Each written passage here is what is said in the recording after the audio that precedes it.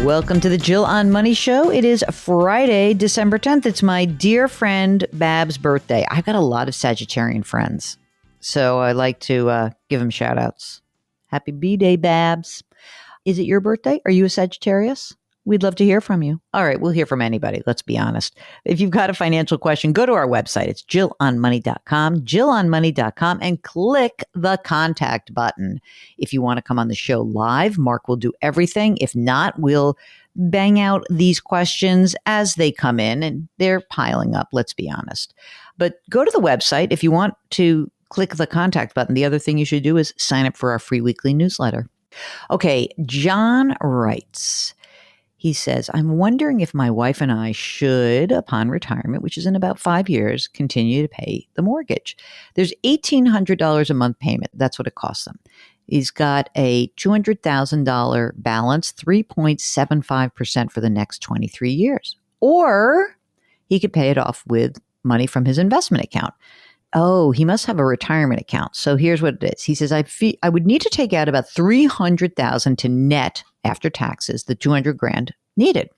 Here's what they have. They've got $1.3 million in 401k and 457 accounts. They've got about $50,000 in pension with healthcare taken care of by the municipality.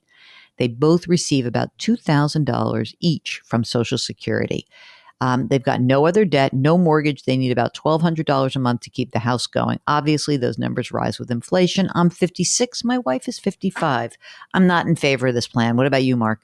No shot. We do not want you to pay the tax. We do not want you to actually soak up any of that delicious liquidity that you've amassed. No, no, no, no. And also, let's see where you are in 5 years, and let's see where the tax rate is. I could change my mind if things have shifted, but no, just keep paying it. Don't worry.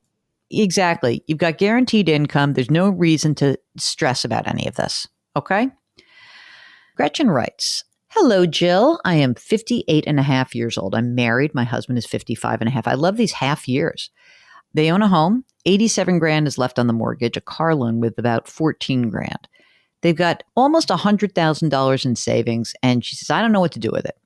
Through husband's work, he's got a 401k. It has let's call it $700,000, and they've made a bunch of money in it. It's let's call it it's a 60-40 split. Okay. He's got 60% in stocks, 40% bonds. It's amazing, Mark, right? You can do a 60-40. You got an 11% return year to date. Okay, she gives me the holdings, which are essentially target date funds. She's got a 401k with $35,000 in it. Fidelity and Vanguard Small Midcap Index, TIA, Kraft, blah, blah, blah. She also has a Roth, a couple grand. Should she roll over her small 401k into the existing Roth? She's going to lose her job of 15 years in a couple of weeks. The owners are retiring. Oh, that's too bad. She's going to have to go onto her husband's medical insurance, going to cost a little bit more. What should we do with our savings? Invest? Leave it? What should I do? Husband is zero help. He leaves all this to me. The small 401k, it depends how long it's going to take you to get a new job. You could convert it if your income goes down, but then you have to pay the tax on it. And I really don't want to use any of the money that's in cash until we know what's going on. So here's what I think. Do nothing right now. And then let's see how it goes. You know, the one thing you could do, you could take your 401k and just move it into an IRA rollover account, and then we'll make a decision about it. You know, you've got that $35,000. You know, I think that would be fine. You know, like you could roll it over. It's fine. You could leave it. It's fine. But let's see what happens next. And then let's not do anything until then. Agreed? Good. Okay. A lot of people with new jobs, Mark.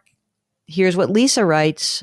She listens to us in Raleigh, North Carolina. She writes, help, all caps. I actually develop a rash when I think about my Roth. Don't do that. As my friend Deborah would say, rash is not good. Deborah's a dermatologist. Okay. So let's go see a dermatologist. Okay. She's had the Roth, not the rash, since the early 2000s. It has woefully staggered into the future. She's got a new full-time position. She's wondering what to do to get the most money together as she approaches retirement. She's 58. She has a pension to look forward to and Social Security. That's pretty much it. The value in the Roth is just under $50,000. Do I open a 401k with my new company? Like I mentioned, I'm an idiot in this area and happy to admit it, but I need a duck or two in order. We need a little more information, first of all. So the answer is we don't know. I don't think that I would necessarily use a 401k. I might just keep funding my Roth, but I want to know what the new company's plan is. Is there a matching component? We want you to get that if possible. Well, I think that the Roth is probably invested in CDs. That's my guess. Well, thank God she's going to get a pension. That will help her a lot. Christian writes, I love your money advice I've heard on many different podcasts over the years, most recently on marriage, kids, and money. When did I do that? I can barely remember being on these podcasts. My God. We've got a daughter who is disabled and will never live an independent life or hold a job. We have set up a trust for her that will be funded at the time of our deaths. We've been advised to use whole life insurance to fund it while our healthy son will receive our retirement funds. What do you think about this strategy? Do you have any further tips to ensure our daughter will be taken care of? She's in her 40s. He's in the 50s. Daughter is 4. Son is 10. They make about $200,000 a year. They got $800,000 in their 401ks. They've got term and whole life insurance. So here's the thing about these special needs trusts have to be very carefully worded. You must see an estate attorney who knows something about this, which is what I think you've done. But if this money, I want to be careful. I want to make sure you didn't put the life insurance, the whole life it has to be a special needs trust. It cannot be that it's just in a life insurance trust. So I'm presuming that that's the case. She says they've got $200,000 left on their own mortgage. They're looking to buy 1 or 2 rental properties to generate additional income. I don't think that's a great idea. They've got $200,000 a year. They have 401ks at $800,000. I don't think you should buy rental properties. No way. I think that whole life is probably, any sort of permanent life insurance policy is probably the right way to fund it. That's when you do use this. Okay.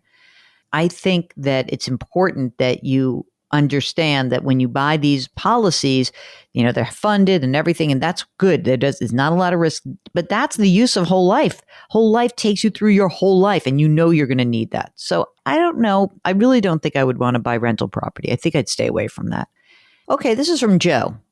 Joe writes, I have 3 401ks, 2 from former employers. I'm 50 years old and I'd love to retire at 65. Now, each 401k has approximately $160,000. I don't know what to do with the 2 that I no longer manage or contribute to.